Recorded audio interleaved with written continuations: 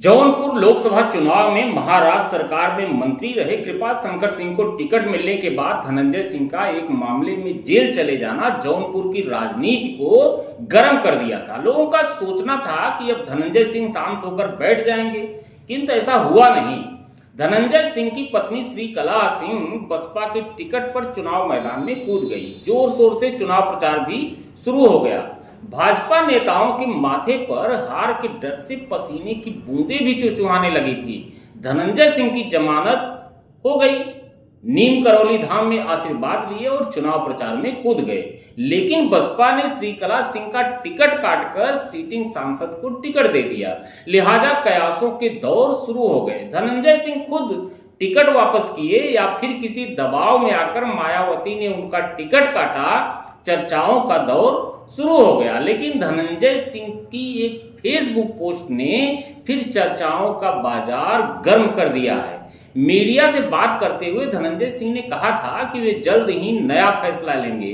अब धनंजय सिंह की Facebook post से यह चर्चा शुरू हो गई है, क्या धनंजय सिंह भाजपा की शरण में जाकर भगवा धारण कर लेंगे या फिर उनके दिमाग में कुछ और ही खेल चल रहा है। धनंजय सिंह की फेसबुक पोस्ट से जौनपुर की सियासत फिर गर्म हो गई है। उन्होंने पोस्ट में लिखा है कि पिछले दिनों जो कुछ भी हुआ उसका कोई मलाल नहीं है। उन्होंने अपने समर्थकों से भी कहा कि कोई निराश न हो, जल्द ही सही फैसला लिया जाएगा। उन्होंने फेसबुक पर एक पोस्ट लिखा है। उनके इस पोस्ट से राजनीतिक सनसनी फैल गई है। राजनीतिक पंडित भी सियासत के इस माहिर खिलाड़ी के नए पैतरे को भांप नहीं पा रहे हैं। आइए शुरू करते हैं उसी फेसबुक पोस्ट से, जिसको लेकर जौनपुर ही नहीं पूरे उत्तर प्रदेश में सियासत गर्मा गई है। जौनपुर के पूर्व सांसद धनंजय सिंह ने अपने फेसबुक पोस्ट में अपनी तस्वीर लगाई है। इस तस्वीर में उनके हाथ अभिनंदन की मुद्रा में जुड़े हुए हैं।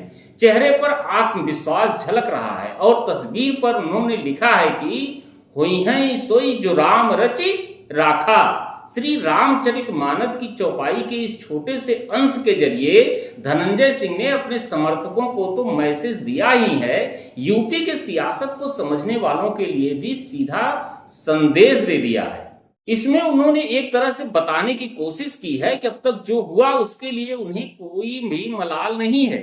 इसी के साथ उन्होंने अभी कहने की कोशिश की है कि वह हारे नहीं है, बल्कि नए अवतार में जल्द वह फिर से नजर आने वाले हैं। हालांकि वह नया अवतार कौन सा होगा यह सस्पेंस अभी तक बना हुआ है। बाहुबली नेता धनंजय सिंह ने अपनी पोस्ट में लिखा है कि राजनीति में उतार चढ़ाव लगा रहता है। लोकतंत्र में एक राजनेता की ताकत उसके क्षेत्र की जनता का समर्थन है। यह ताकत उन्हें हासिल है। उन्होंने लिखा है कि जौनपुर की जनता उन्हें हृदय से लगा कर रखती है, तो वह भी हर परिस्थिति में अपनी जनता के साथ खड़ा रहने के लिए कटिबद्ध है। उन्होंने अपने समर्थकों को संदेश देते हुए लिखा है कि निराश होने की जरूरत नहीं है, जल्द ही सबके साथ बैठकर सही फैसला लिया जाएगा। यह फैसला जौनपुर के जनमानस के हित में होगा। फिर उन्होंने भगवान श्री राम को याद किया और कहा कि भगवान उन्हें जनता के हित में फैसला लेने की ताकत दें। उनकी फेसबुक पोस्ट से जाहिर हो रहा है कि अब वे प्रभु राम की शरण में हैं और वह चाहते हैं कि राम ही उन्हें आगे का फैसला करने की क्षमता प्रदान करें।